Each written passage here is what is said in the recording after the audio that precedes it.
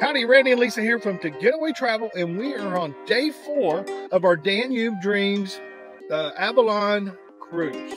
We were in Ybss, Austria. Ybss, Austria yesterday, and just had a really nice time in this small little Catholic town. It's 5,600 people, and it's on the banks of the river. So it's another one of those little towns that have flooded, you know, often. Many times. Yeah, and where they have the marks on the buildings. But Randy and I split up. He went one way and I went on another because there were multiple excursions that really looked fun to us. You know, and that's one thing I love about Avalon Waterways is that they have these excursions that are included in the package. Some of them are what they call discovery excursions. Some of them are adventure. So you kind of have choices, and they're already in the package. And then at some of the ports that we put in, they also have an additional one that may be an extra charge, like the concert tonight. But anyhow. The excursion I went on was Romance and Royalty, Ybss and the Artisten Castle. And the castle was something really great. We took a bus up to this little castle, and I say little because Anita, Princess Anita, who we did speak to, who's kind of the heir of what is the family? Habsburg. The Habsburg family, which they are the family that has ruled over Austria for many years. Princess Anita came out and spoke to us. We saw the castle. It was quite beautiful.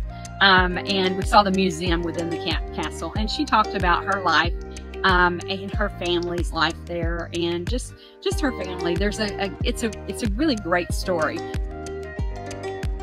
So you might look that up because there's a lot of fun details that go along behind that. I bet that was really cool. It was cool. But what were you doing during that time? Well, I went to the traditional Austrian farm excursion, and I'm going to tell you, I didn't really know what I was getting into. They did tell us we weren't going to actually go to a farm, you know, and walk out in the fields and things like that.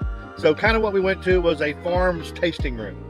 And the first one we went to was this family, a beautiful couple with a teenage daughter and a little bit slightly older son. And one of them, the house was immaculate. You know, it was actually their house. Wow. And then on the back side of their house where they had their barns, it was like a big showroom tasting room. And what they grew was pumpkins. They grew strawberries. And they grew a couple of other wheat and corn and different things like that. But what their big main products was strawberry wine, which was unbelievably good, strawberry chutney, which was unbelievably good, and then pumpkin. They had 138 different varieties of pumpkins that they grow. Yeah, and I was pretty interested in that because Randy is not a big pumpkin fan, but came back really raving over the pumpkin. I gotta tell you, I ate pumpkin seeds, which I've eaten before, and I like. It's kind of like eating sunflower seeds. I had them raw, and I had them roasted with salt, both very good. Then she brought out, after that, of course, this was all while drinking strawberry wine, of course. Then she brought out some bread, and but she brought out pumpkin oil to dip the bread in. And what you do, she showed us how you want to look for it to be almost an emerald green color, and that shows that it's good and good quality. And you put your bread in, and it had the best taste. Oh, they brought out some vanilla ice cream with pumpkin oil on the ice cream, and I thought, okay, this is kind of weird on here, getting kind of weird, but unbelievably good. Yeah, it was very good. Yeah. There, though, we went to another farm, and that farm was a pig farm, and there were no pigs that you saw. We didn't see any pigs, but they farmed 50 acres. 30 of those acres is where they have their pigs. They butcher between 5 and 12 pigs a week. Wow.